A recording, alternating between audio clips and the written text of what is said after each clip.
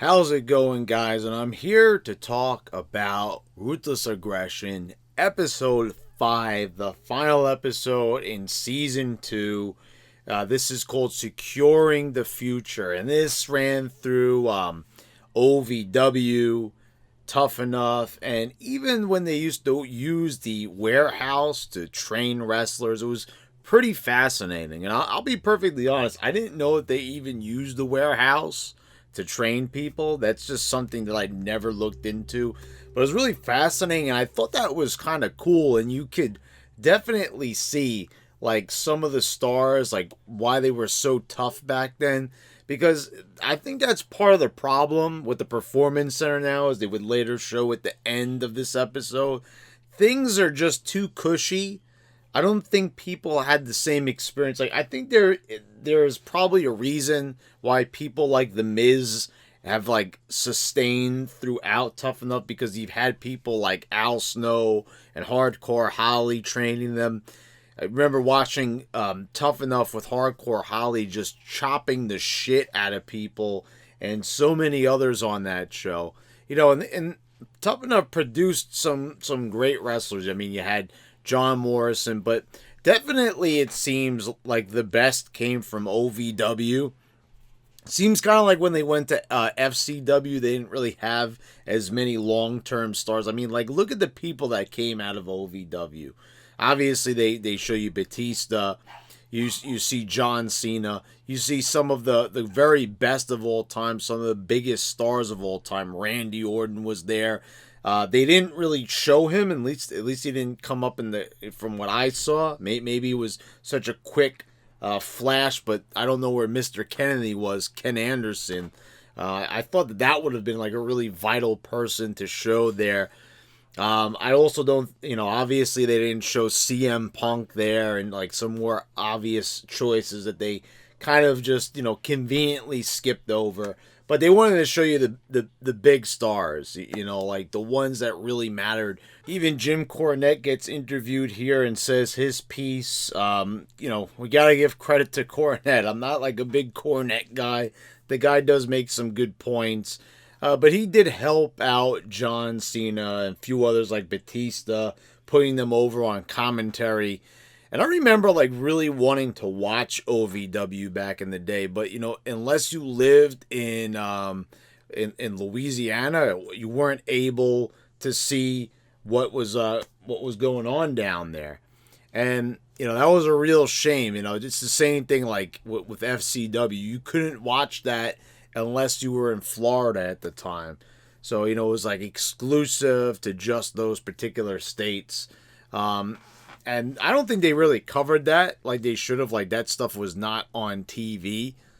And OVW, it seemed like a lot of fun from what I heard. Bin Hameen has talked about it on a number of occasions over on Russo Brand.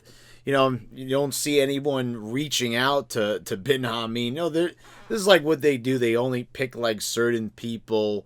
But it was good to see Cornette in there talking about this, because he did play a pivotal role.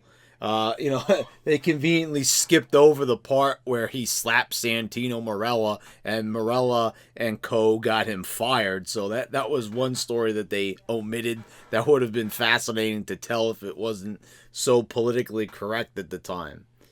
It would be really interesting to see them delve into that kind of stuff. That would have really made it interesting. Like, it's in the past. He's already done it. Wouldn't it be interesting to hear Santino and Jim Cornette tell both sides of the story? I think that would have been really fascinating, but you damn well know that McMahon's not going to have that in there. And a lot of times, Russo has revealed this, that a lot of times McMahon doesn't even know what the hell's going on in some of this network stuff. He doesn't know what's being said in like the Monday Night Wars, like when they were smearing Russo and everything, even though Russo was responsible for there even being a Monday Night War and WWE succeeding.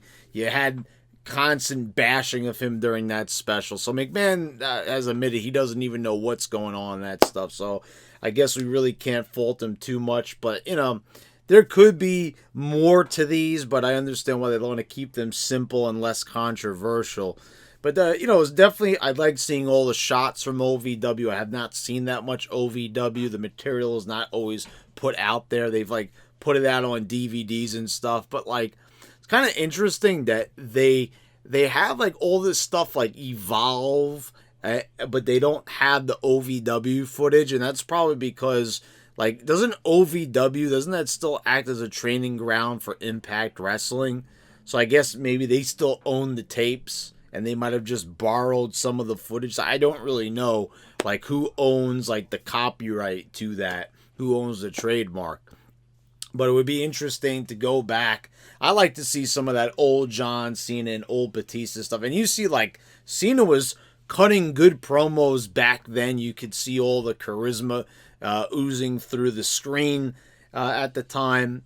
I would have liked to see more and more people showcased on it. Like I said, I really wish they could have gotten Ken Anderson for this. I mean, but obviously, I guess because like his career didn't go the way that it really was supposed to go, but he still had like a good 4 years in WWE, a good 4 to 5 years, and matches against Shawn Michaels, The Undertaker. So I don't understand why they couldn't get him in here. Unless that like Randy Orton thing has like blacklisted him for all time, with WWE. I don't know, but yeah, definitely an interesting look. I like seeing this footage that I'm not familiar with seeing. I think some of that they have shown from time to time on things like Confidential, but perhaps I'm wrong.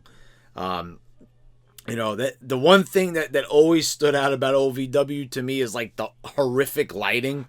It's always like so dark and damp. I mean, in the comparison with a show like NXT where it's so bright, even like WWE program, it's so like super bright. There it was like super dark.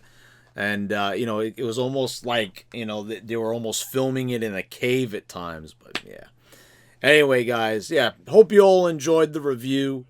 Please subscribe if you haven't already. Click the bell so you know notifications when I post on my new videos. I want to thank all my patrons for your continued support. Thanks again, guys.